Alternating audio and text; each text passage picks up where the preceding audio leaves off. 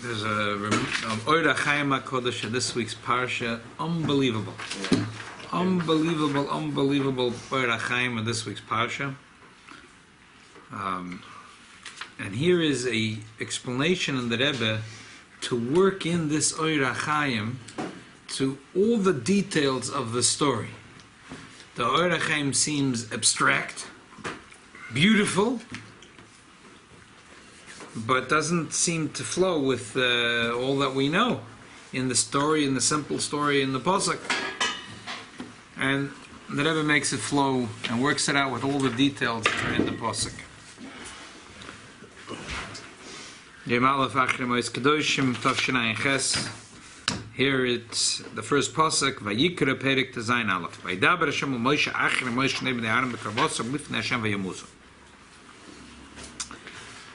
The Eibusha spoke to Moshe after the death of the two sons of Adam, when they came close to the Eibusha and they died. Why is it important to say when he spoke? And why is it important to say that they died? And why is it important to say that the death was b'Karvosam Lifnei Hashem? Come. We have a place for you here. So why is it important to know all these details in the story? Next pasuk, Vayem Hashem al Moshe, Daber al Aaron achicha. The Eibusha said to Moshe, speak to Aaron your brother. Va'yavai b'chol eisel hakodesh, mibeis la parshiyos la pnei hakapodes asher al oram v'lo yomus. You want to give another copy? Oh, I didn't realize. Item. There's plenty of copies. Yeah, the next one back there. The next person.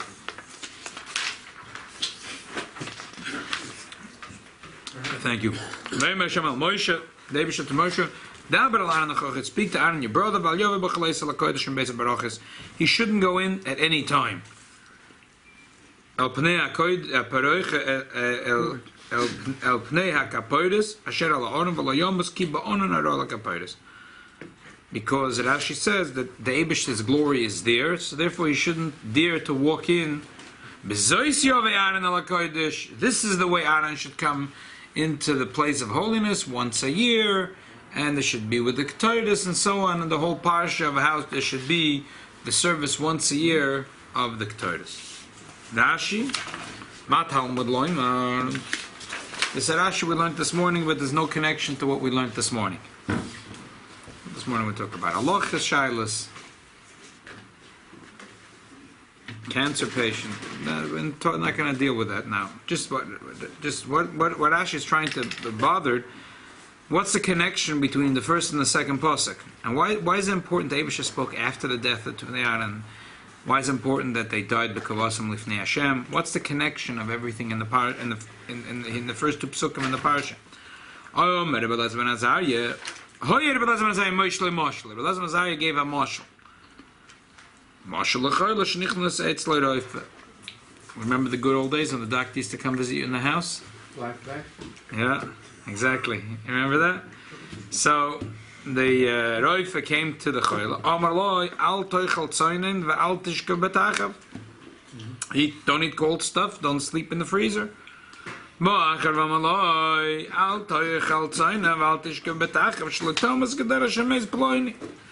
Second doctor comes in, he sees this guy's not listening. He's chewing ice and he's sleeping in the freezer. So he says, don't chew ice and don't sleep in the freezer, lest you die like that other guy down the block. You heard that guy that died? You know what happened? I told him Sunday not to do it. Monday, Tuesday, Wednesday, Thursday he died. How many days have you been eating the ice? All of a sudden the guy takes note. He's listening to what the doctor says. The second guy was mezarizim to keep the rules more than the first. That after the death of Aaron, that's the connection. Because they died presumably because they went into the Kodesh in the wrong way, in the wrong time, in the wrong day, with the wrong instructions. They walked into the Holy of Holiest in the wrong way. So the Eibusha said, I don't want you to die like Nadav avihu. So therefore, I want you to know these are the rules. Once a year you go, and you come in with the Ketores, and you come in with the white outfit, and that's it. And he didn't know anything about this before. About this Right. method, right? Right. No one knew. No one. So, all the Meforshim say, but they sinned. Why did they sin? A list of things that they sinned. They didn't get married, they didn't have children, they brought the Ketores when they were not told, they went in when they were not told, they said the halachas in front of Moshe. There's many opinions from our sages what they did wrong. Obviously they did something wrong, they would have died. There's one Pirush that stands out, which is accepted in Torah Chassidus as the Pshat, and that's the Ohr HaChaim. Derech misos and shahoisa al zeh haderech. Bekorvosam lifnei Hashem. They came close to Hashem. A positive story. It's a totally new spin to the whole story. You always thought the sons of Aaron, they sinned. The question is, what was their sin? A, B, C, D, E, F, or all of the above? No, none of the above. Bekorvosam lifnei Hashem, Pirush. They came close to the godly light with their love of holiness. With this they died. Vehu soid haneshika. This is the secret of the kiss. Sheba meisim hatzadikim. The tzadikim die with this kiss. That neshika is. It's a Mrs. Neshika. Exactly. The concept of the kiss of death. Yes. This Perush. Without a This Perush In a positive way. It wasn't the mafia. way that Hashem says that everybody should cry for them. According to this, it was amazing. You don't think they knew? They knew they were. They not only knew. Look what the Ohr HaChaim says. V'hine heim shovim lemisas kol tzadikim. In one hand, they're equal to all the tzadikim. Elo, because all the tzadikim die in this way with a kiss from Hashem. Elo shahef reshu. The difference is like this.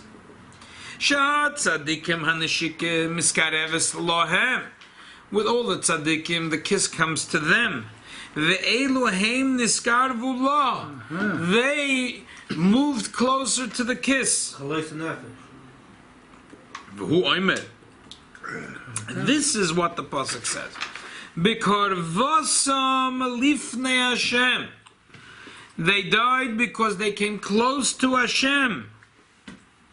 They moved themselves over to the kiss.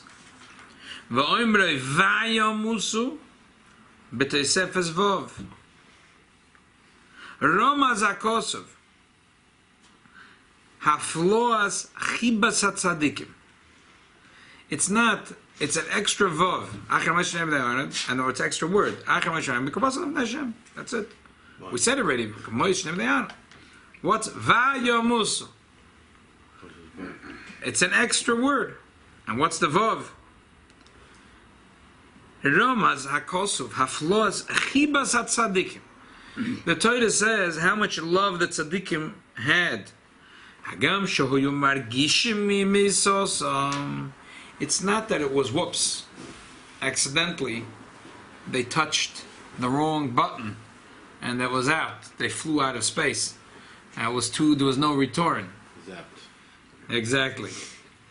Vayomusu. They felt as they are dying, but they didn't care. Loinimnu mikarev mikorov. They did not hold themselves back from moving closer. Ledvekus, to cleave, to the neimus, the sweetness, arevus, the juiciness, the sweetness, yedidus, the friendship, chavivus, the closeness, chashekus, mesikus, ad kalois navshem mahem. They felt the sweetness of Hashem, and they felt as the neshama. That's why the Torah says, "Bekoravosam lifnei Hashem," and it wasn't accidental. Vayamusu. They felt the misa, but they didn't care. It was too sweet, and they couldn't let go of the kiss. Where our Chaim got all this when all the other Mefarshim was managed the opposite? Oh, that's exactly the question that everyone wants to know. Well, how did our Chaim get this? Yeah, I want to know. you also know, so it's good. Came in the right place, the right time. So the Rebbe wants to know where the Acharei-Kedoshim get this. If all the Meforshim have it differently, it's befeilish ma mechazal, it's a Gemara, Madrashim. So where did the Acharei-Kedoshim get this? The Rebbe says that it's a befeilish Gemara. It's a befeilish really. It's not so complicated. You can't blame the other Meforshim because it says earlier. It says that there was what happened was that the Shnei Bnei Adam went and they brought a korban. Ve'ikrivu lifnei Hashem eish zora asher lo yitzivos, and they brought a foreign fire. They weren't commanded. It sounded like they did something negative. So you have to say that really wasn't negative. It was really positive. What's the pshat? The older Meforshim say no. The Rebbe says like this. If you look earlier in Shemini, after Nadav avihu die, it says that Moshe speaks to Aaron and he says, Hu asher diber Hashem leimar b'kroi vayakodesh. This is what God told me. From the people that are close to me, I will be sanctified. So Rashi says, and this is what Chazal said, Teres Koyanim, and the Gemara's Vochim, the Nachuma, Aaron Achi, Aaron my brother, I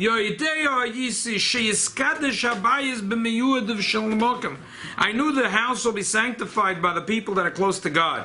I thought it's me or you. I see now they're bigger than me and you. So, think about this. All the Meforshim say, what it means is, how was God sanctified when Nadav avihu died? People think it's favoritism when the boys are in the club. Those in the boys' club, they always get, the people in Washington, they always get things, expedited for them. They get special treatment. They get the VIP treatment. You see, with God, there's no VIP treatment. If the not only that, the people that are closer in, the level of ethics for them is much more stringent. The punishment is much stronger. It's more stiff. Okay. But if you think about this for a moment, how is that sanctifying the Beis HaMikdash?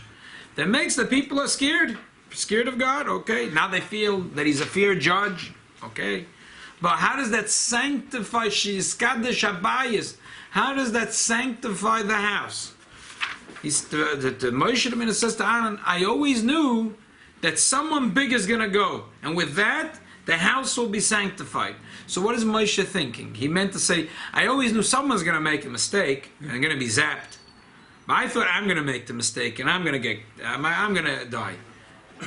But now I see I'm not so great to make a mistake. If I was a little greater, I'd make a mistake. I'd step out of line. I'd get punished. As they say in Yiddish, it doesn't make sense. It doesn't make sense.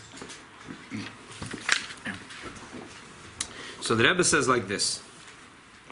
This is the foundation for this Oira Chaim HaKodesh. It must be that it was positive. That everything Nadav avihu did was great.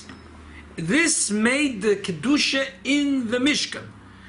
The Moshe Rabbeinu said to Aaron, I knew there's going to be someone who's going to bring the Kedusha here. He's going to bring in the Kedusha. I thought I'm going to bring it. Maybe you're going to bring it. Turns out Nadav avihu are greater than us. They could bring the Kedusha into the Mishkan. The question is, how does they bring the Kedusha in the Mishkan? Through passing away. So this is what the Acharei-Kedoshim is helping us. In order to understand the Acharei-Kedoshim, says the Rebbe, we have to understand a very important thing in Chassidus. Chassidus explains that there's two altars, the Mizbeach Achitzin and the Mizbeach Apnimi, the outside altar and the inside altar. The outside altar was called the Mizbeach HaKarbonos, and the inside was called the Mizbeach HaKtoides. The outside is where they brought all the Karbonos, the inside they were not allowed to. Loitalo alav Ketoides Zora ve'oilo mincha v'neisach lo sischo alav. In the inside was only allowed to bring Ketoides. What does that mean? In the outside was where a Jew brought the cow, the sheep, the goat, and brought the Gashmis, the physical material stuff from the world, and brought it close to Hashem. The Ketoides, no cow, no goat, no sheep. The Kohen comes in with the Ketoides. What does it mean in Avodas Hashem? bring it to us. The Alter Rebbe says that the outer Mizbeach is the Chitzonis Alef, the crust of the heart. The inside Mizbeach, Mizbeach HaKchitzen, Mizbeach HaPnimi, they're called. The outside Mizbeach is the crust of the heart, the inside of the Mizbeach, the inside of the heart. What does that mean? It means like this. There is the outer part of the person. Like the Alter Rebbe says in the Tanya, there is the Nefesh and Levusha Nefesh. There is the soul and the cloak of the soul. There is the soul, which is a person's feelings, a person's brain, a person's intellect, and then there is the cloak. In order to use your brain, you have to process it through machshava, through thinking.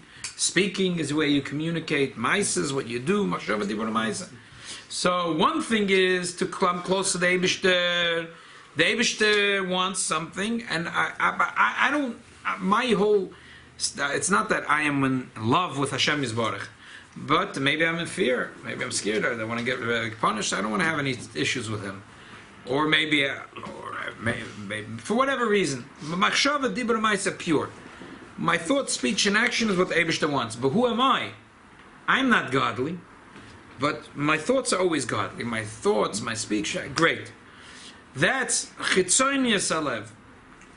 That's called korbonis, meloshin kiruv. Kiruv means the two separate things. They're getting close together. Ketoidus is the holiness that a person has in their heart, that they love Hashem with such intensity. There's no two things. It's not just that my thoughts are now dedicated to Hashem. And a Yid loves Hashem with his whole heart and his whole brain. That's what it says in the Pasuk when there's real love. V'nafshe kshure b'nafshe. It says v'nefesh yoynesen nikshire b'nefesh David v'yaveyu yoynesen kenafshe. It says that Shimon Bachai said on Lag BaOmer when he passed away, they said, "Oh, we're crying that you're passing away and you're rejoicing." He said, "I want you to rejoice every year on Lag BaOmer, because he said, but my whole life is bechat ketirna is katarna be bekut shabrichu. My whole life, I was tying myself with one knot with the Eibishter, be'achide, be'lehitna, be'izdabakas." And today it's going to be the full thing. That full knot is going to be tight between me and the Eibishter. I want you to rejoice today. So that's the difference between ketoidus and korbonos. Korbonos, two separate things. There's a person, but now he's dedicating a thought, speech, and action to the Eibishter. Then that's korbonos. That's mizbeach achitzen, chitzonius alev. And then there's a deeper level where the Eibishter and the Yid are in love with each other. It's not just the thought, speech, and action. He loves the Eibishter so much, and Memela, he dedicates his thought, speech, and action. His neshama is on fire. So Memela, that's called ketoidus. That's called ketoidus. So that's the difference between korbonos and ketoidus. What's the difference? No, the difference is like this. When there's two different people, if you meet someone, that's like dating and being married for 20 years. What's the difference? It's like dating or being married for 40 years. What's the difference? There's a huge difference. The difference is that when you're dating, you don't know what the other person really wants. You really don't know. You really don't know what makes them tick. What gets them excited. What kind of gift could you get them that would really make exciting? Maybe you get them something that's the opposite of exciting. I don't know. They're going to smile and say thank you very much, or maybe they don't know how to smile and say thank you. But you don't know which one is worse. But after 40 years, you know. And if you don't know, it's an ochem vei. You're in trouble. You're in trouble. You should know. You should know what kind of gift you'll give her, and she will love it. She will really, really get excited about it. You should know from just a small a thing in the body language when she is really excited, and when when the opposite, when she's in distress. And if you don't, it's a problem, right? So when a Yid is connected to Eibishter in the way of Kiruv, he has to be told what to do. He might not know what to do. What does Eibishter want? What do you want me to do? Just tell me. Give me a list. Give me a shopping list. Give me a shopping list. Give me a shopping list. After 40 years, I still have to write you that shopping list. The Rebbeinu Shalom doesn't have to write a shopping list for Nadav avihu. Eish zora asher loy tziva oisam, says the Rebbe. This is all the Malyusa. They didn't need a shopping list. The Eibishter, that's like that says in Chassidus that some mitzvahs the Eibishter to tell us to do. Some mitzvahs the Eibishter doesn't want to tell us. If I have to tell you to daven ma'ariv, better don't daven ma'ariv. Don't daven ma'ariv. I don't want that ma'ariv. Woman says, I have to tell you to remind you it's my birthday party. It's my birthday. You should make something for me after 40 years of married. If I remind you, I don't want to. I don't forget about it. Now that I told you, now you're taking me out. I don't want to go out. Let's call it off. Exactly. The Eibush said, I have to tell you to daven ma'ariv. Forget about it. Don't daven ma'ariv. The same thing with the 6 days. The Eibush says matzah is rishus. I have to tell you to eat matzah. Forget about it. Just eat potatoes and borscht. Forget it. The Yidden understand themselves that matzah they eat not only the first night, but they eat all the days. And the same thing might have, the Yidden realize that that's why it says in Chassidus that the things that are the shus are bigger. Because that's a mitzvah which the Yid understands himself. The Eibusher doesn't have to say it. The Rebbe says that that's the pshat. They didn't have to be told. The Eibusher said tell them is to give them a list of what to do. They did it on their own. Intuitive. Both of them. And therefore, that's why they sanctified the Mishkan. Why did they sanctify the Mishkan? What's the connection with sanctifying the Mishkan and them passing away? Because like this, there's two psukim. It says, at 7 days, Moshe Rabbeinu was putting up the Mishkan, and the Yidden were complaining, there's no Shekhinah here. And it says, Moshe Rabbeinu, it's not fair. We've worked so hard, and we want to see that Hashem atones for our sins. Moshe Rabbeinu said, don't worry, it's going to happen. The 8th day comes, and it says that fire came down from heaven and ate up all the korbanos.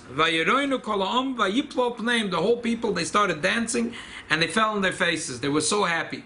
Okay. Next pasuk says that Nadav avihu went and they took the machta and they took the shovel and they put the ketores and they went in, and now a fire went out and ate up Nadav avihu. This fire was a holier fire than the first fire. There's two ways that the Shekhinah could rest. One way the Shekhinah could rest is there's the Mishkan and there's the Shekhinah, and the Shekhinah is incidentally resting in the Mishkan. There's two different things. There's the Mishkan and the Shekhinah. The Shekhinah is resting here. There is the cow and the goat and the sheep, and they're all sitting on the Mizbeach, and a fire comes down from heaven, which is miraculous. It's unbelievable. A fire came down from heaven. The Korbanos was sitting there, nothing, not a match. All of a sudden, a fire came down from heaven and ate up the Korbanos. Everyone danced. They realized that the Eibishter was happy with them, and that was a sign that the Eibishter is resting here. But that is that's Korbanos. That's a relationship of kiruv, closeness. Two people, they're close, they're dating. But now there's a deeper thing, which is Ketores Nadav avihu sanctified the Beis HaMikdash. They made the Kedusha deeper Kedusha. Now the fire came not from heaven, it came from the Ketores. It was such a fire that was so powerful, there was not two things. They were not commanded to do it. But they felt the sweetness of the Eibishter, that they didn't wait for the kiss to come to them. But was this going to be a Tamidi? It sounds like to me a Tamidi thing. That's the answer. That the Eibishter says to Moshe Rabbeinu that you should know that this is the connection of the first and second pasuk. Now that they died because they came close to Hashem, the Eibishter says, I want every Jew to come close to me, but I don't want them to die. So I want to make it in a way that I want them to do what Nadav avihu did, but I don't want them to die. So I want that Aaron should come in once a year, and this is the way he should do it, and he should be the messenger of Klal Yisrael, and this is the way it's going to be done. But I want all the Yidden to experience what Nadav avihu experienced that one day, because that's an awesome feeling. So how are you going to experience again? How are you going to experience it? Through the avodas Hashem of Achas Bashana, which is that once a year the Dveikus is so strong that the Yechid is revealed. They paved the way. They paved the way for that. But the Yechida is only revealed to Kohen. They paved the way. They paved the way. So the Yechida is only, you only reveal to the Kohen Gadol when he goes in, not the Klal Yisrael. Through him, all the Klal Yisrael have it. Not only that, there is a thing that the Rebbe spoke about. We know that when Moshe Rabbeinu Shebedorah gets the light, we all get the spread. Not does What that. I'm saying is like Same thing as with Adam. Same but thing as according with to Adam. right, so, but according to this description and this understanding is that it was not only mentally elevated, was actually physically in Gashmis and all, and down here. I'll tell you how it was Begashmi is. The last, I think it's the last year when we was to hear a sicha from the Rebbe before Yom Kippur. Yeah. One of the big themes that Rebbe spoke about is that Baditsheva said that when it comes to Yom Kippur, it should. Who wants to eat? No one wants to eat. The Rebbe said that unbelievable thing that everyone should try on Yom Kippur to have a little, at least a moment of time when not only we're fasting, but that you're enjoying the fast. Lachayoisam barov, that you're living off the fast. That the pleasure, that your bodily pleasure is from the fast. I always told you it's very hard to be a Lubavitcher. This is like, if you want to pick a chassidus and you want it easy, don't come to Chabad. This is unbelievable. The Rebbe was standing there, Erev Yom Kippur, and people are running home. I remember the sichos before Yom Kippur. It was very late. You have to run home, you have to toil on the mikveh, you have to come back. And the Rebbe is trying to get everyone that Yom Kippur to set aside a little bit of time. Yom Kippur, you're doing everything right. You're fasting, you come to shul, you're doing everything, but You gotta dance. You gotta dance on Yom Kippur. and afterwards you're thinking, okay, you come home, Mitzvah Shem, you break your fast, you have a little bit of some honey, you have some challah, some gefilte fish, salmon fish, I don't know, whatever you got, whatever you have in the fridge, put away for after the Yom Tov. You're supposed to have a Sudas Yom Tov after Yom Kippur. Yeah. Yeah, you're supposed to have a Sudas Yom Tov. But Matzah Yom Kippur? Matzah Yom Kippur, you're I know supposed to have a it's the Sudas Yom first Tov. time. Yeah. You used to have a big Huh? Just like, right? Well, he survived going to... No, but that's at Rosh Hashanah. It has to be like You have to a... wash a motzi and everything. You have to wash a That's the moitzi first time I've and have a heard of challah in the honey, and you have to come to make a the shiur. suda. You must make a suda, and this suda is a sudas yom tov. So it comes pasuk, lech. lech chol b'simchas lachmecha. Right. That there is from heaven they say to the Yidden. So Yom Kippur, before you hear that heavenly voice already, you're thinking a little bit, okay, Mitzvah Shem, you're hungry, but Matzah Yom Kippur we can eat. The Rebbe spoke a whole sicha that the person should have. Why? Because this comes from Nadav avihu. Because Nadav avihu, they felt the sweetness of coming to the Eibishter. And in Yom Kippur is once a year where the Yid could feel the sweetness of coming close to Hashem. So it has to be Lachayoisam barov, that a person should feel achayis from the fasting. That's the connection, by the way, that Rebbe says between the two things. It says that one parsha it says that they died because it was Eish Zora. It was fire which Lo Tzivei didn't tell them. And here it says B'kravosam Lifnei Hashem, because they came close to Hashem. The Rebbe says it's the same thing. They came close in a way of Ketoides, which is they made a knot. Ketoides B'chat Katira is Katarna. They became so close. So that's the karvosam, the closeness is bringing the fire. Shaloi tziva. Hashem doesn't have to tell them. The Eibusha doesn't have to tell them. They know themselves. They know themselves. So this thing is begili by every Yid, and that's the connection. So therefore, we understand that the Oira Chaim's Pshat is really based on a Befedisha Chazal, because Chazal say that the Beis HaMikdash will be, the Mishkan will be sanctified through Nadav avihu. Without the Oira Chaim, you don't understand. How was the Beis HaMikdash sanctified through Nadav avihu? What did they do to sanctify the house? Now we understand. Because the first Gilu Shechina, when the fire came down from heaven, was a lower Gilu Shechina. It was like Korbanos. There's the Jew and the Eibishter, there's the Mishkan and there's the Eibish, and the Eibishter is in the Mishkan. But when they brought this Ketoides, which was even bigger, the Eibishter didn't tell them, and they knew already what to do. They revealed They revealed the deeper thing, the union of Ketoides, the knot, that deep knot that the Yidden have with the Eibishter. And the Eibishter now says in this week's parasha, "Vayomer veidaber Hashem al Moshe achari Moshe nebe'arim b'kravosim lifnei Hashem." Vayomer Hashem al Moshe, I want all the Yidden to experience it, but I don't want it to be ve'amusu. So therefore, v'alyav b'chaleis ala kodesh. How old they were when they... How old they were? I don't know. Nobody talked about it. I don't know. What's the connection between the lekuti serefa? Kol Bnei Israel, Lekuti lekuti serefa. If from now on, if it happens, it'll be a sreifa for the Yidden, because the Eibishter doesn't want it should go in this way, that Yid should die. The Eibishter wants it should be dira b'tachtonim. The Yid should live long life. Arichas yomim mishanim tevis. So the Eibishter doesn't want that to happen. But for Nadav avihu, it wasn't bad. For them, it was good. The bagel story with the Malach and the... Right, the Alter Rebbe and the Malach. Now the Kfar Chabad had, the Beis Mashiach, there was a shliach outside of Paris. Hershey Druckmann, I forgot where, the town right outside of Paris, doing Mivtzoim before Shabbos. This is recently. And he realized getting late. He said, go home, help his wife to get ready stuff for Shabbos. And so he jumps onto his motorcycle, Paris is only scooters. Yeah, everyone's on scooters. Yeah, scooters. So he jumps on, puts on his helmet, it starts to rain. So it's slippery. And in a car is einzach, but it's a halbet soda, and a motorcycle, it's Dangerous. it's dangerous. So he's about to, there's an intersection, and there's green, so he could go. But he sees a car is not stopping, another car is coming. So he's thinking, like, what should he do? Should he try to make a go for it?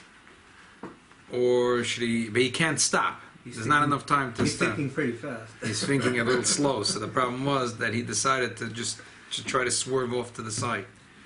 But it was too sharp of a turn. He went flying off the motorcycle. He went flying, and the motorcycle went flying. He lands... So when he lands, he moves his hand. Beside that's moving. The other hand is moving. The left. Beside that, everything is moving. A woman standing right on top of him. She says, "Can I give you a hand?" He said, "No, I feel pretty good." He gets up, and the people gather around, and he's walking. Mamish, a miracle. And someone schleps over the motorcycle. The motorcycle got a couple of bruises. Really, the motorcycle was also okay. Motorcycle is okay too. So now it's so the woman. He says, "What's your name?" "My name is Carol Levy." "Oh, nice." Now's a chance to do mivtzoim. He says, "Do you light Shabbos candle?" So she smiled. She says, "Not really." So he says, "Where are you ready? Set up for tonight for the Shabbos meal?" Got up from the dead. He's shliach is. He said she's not going to refuse him at this point. He thinks that she's not going to refuse. So she smiles. She says, "Tonight I already have an engagement, but maybe another week." So he says, "How about next Shabbos?" She says, "Okay, next Shabbos." So he gives her his phone number. She gives him her phone number. He goes home. He gets on the motorcycle. He goes home after Shabbos. He wants to claim insurance on the motorcycle. He's looking for a witness. I said, "Oh, Carol Levy." Can't find her number. He must have put it in his phone. He doesn't have it. Okay, he's hoping she'll come.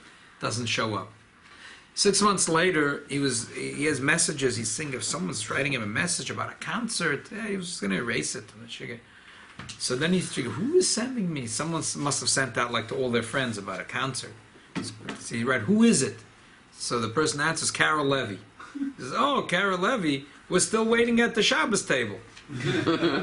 So she says, "Oh, can I come this Friday night?" He says, "Yeah, sure, you can come." So Carol shows up at 45 years old. She said that when she was young, her parents kept a little bit something. Friday night they still light candles. They had kiddush. And but they were very secular, but at some point she wanted to have a connection to Judaism, so she figured she got a job in the Pletzel, which is in Paris, where we used to be a Jewish neighborhood. So she got a job in a store. There were a couple of Jewish workers. She was happy, but she Friday people used to say to each other "Good Shabbos," and she heard sometimes people asking where you're going to be tonight. No one ever invited her for a Shabbos meal. I got her really upset, and over time she also got angry about this, and she left the job, and she moved outside of Paris. But Friday night, she said, always bothered her, like, you know, And she doesn't have. she doesn't have, and she you know, she thought she's going to work in the Platzel, she'll find a good Jewish boy, she'll get married. Nothing worked out, and so her friend said to her, they were auditioning in a church Friday night. They were having they would have these concerts, and so she asked her, "Do you want to come to?" She said, "Fine." She came. She had a really sweet voice, so they took her in. So every Friday night she goes to the church to do her singing. She said that she was in a hurry actually when she ran out of her house when the accident happened. That's why she was smiling, but she said she couldn't come because she had an engagement. But Carol Levy doesn't sing anymore in the church Friday night. And she'll attend the Levi Shabbos. She's coming to the Shliach or to some of the other Shluchim, and she's spending Friday night with the Shluchim. What about the insurance client? I don't know. So there is something in the Yid that's very pure, and it's Yechida, right? It's a Chuvukah Dvukabach. It's always Yechida Leyachtach. It's always connected to the Eibishter, and throughout the year, the connection of the Eibishter and the Yidden are like two separate things. If a Jew disobeys, so there's Chatz V'Shalom, a punishment. But the connection on Yom Kippur is so deep, it's Asher Lo Tziva Oisam, it's beyond commandments. It's Lifnei Hashem, it's higher than Yud Kei Vav Kei. It's on the deepest level. So therefore, it atones for all the sins. It's a totally different thing in Yom Kippur because the connection of the Yid to the Eibishter is very, very deep. So therefore, the Eibishter says that this comes from Nadav avihu. Nadav avihu revealed that deep connection that a Yid has with the Eibishter that goes beyond and deeper than the commandments. Shaloi tziva oisam. It's something that's very deep. That love is very deep, and therefore it's always there. And the Eibishter says in Yom Kippur is a special time where this thing is revealed. It's just as we said before. The Eibishter said that by them Nadav avihu, they sanctified the house, but vayamusu, they let themselves die. It was sweetness, it was with a kiss, but the Eibishter doesn't want that. The Eibishter wants that once a year they should experience that sweetness, but it should be in a way that they live the next day, and it should be in a way of arichas yom v'shanim tovos to make a dira b'tachtonim. The Rebbe used to teach a song once a year. The Rebbe used to teach a song. They went him for Niggun. 10 years. Yeah, a little more than 10 years. Till Tavshin Chov Dalet was the last year. Some Chastoida the Rebbe used to bringen. He used to finish 12 at 1. Then they used to have Akofis, used to finish usually about 3. 3:30 the Rebbe used to go upstairs to have the meal. And at 4:35 the Rebbe used to come downstairs. The Rebbe used to give l'chaim for all those that take upon themselves a resolution to learn Chassidus that year, more Chassidus, and then the Rebbe used to teach a Niggun. By the time the Rebbe finished, it was, you could say, already Krishma Shel Shacharis, and 10 o'clock was Hoidu. So the Rebbe used to always tell a story together with the song. There is a Dveikus Niggun, Ki Ayol Tarek. So the Rebbe said the story was. I'm sorry, not Kyle. Anim Zmiris. I'm sorry. It's also a beautiful song, but Anim Zmiris. Anim Zmiris v'shirim Anim Zmiris. So that song, the Rebbe said, was a Yid and Yom Kippur. That after everyone finished davening, he stayed in shul. He just couldn't go home. It was so sweet. He just couldn't get himself to go home. He was still fasting. He was still fasting. And he got into such a dveikis that he found himself in Gan Eden. And over there, he found out about this song. And he started to sing the song with such sweetness, it captured his heart. He forgot he was fasting. He forgot he's supposed to go home to make Havdalah. And he was singing the song. Next morning, when people came to shul, he was still in his kittel, still with his talis, and they were coming for Shacharis, and he is still singing Anim Zmiris. He was still singing Anim Zmiris. So that song the Rebbe taught that year, Anim Zmiris. So that's the Inyan of Yom Kippur. Yom Kippur is the big thing for the Rebbe in Yom Kippur was that Yom Kippur Yid has to feel the Arevus, Neimus, Masikas. Yid has to feel the sweetness of Yom Kippur.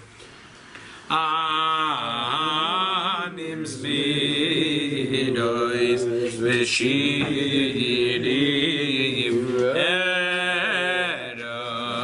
eroiki lecha nafshi zaroi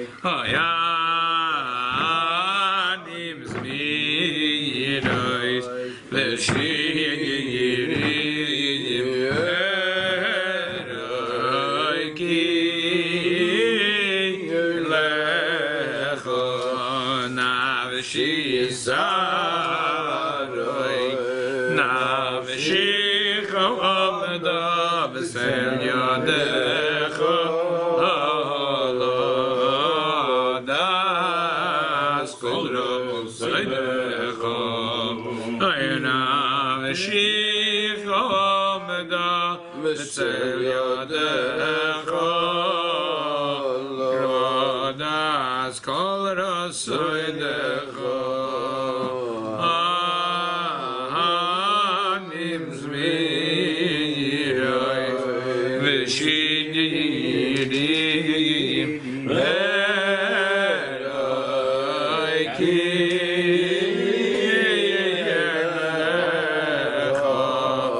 nafshi zaroi nafshicha amda v'sel yadecha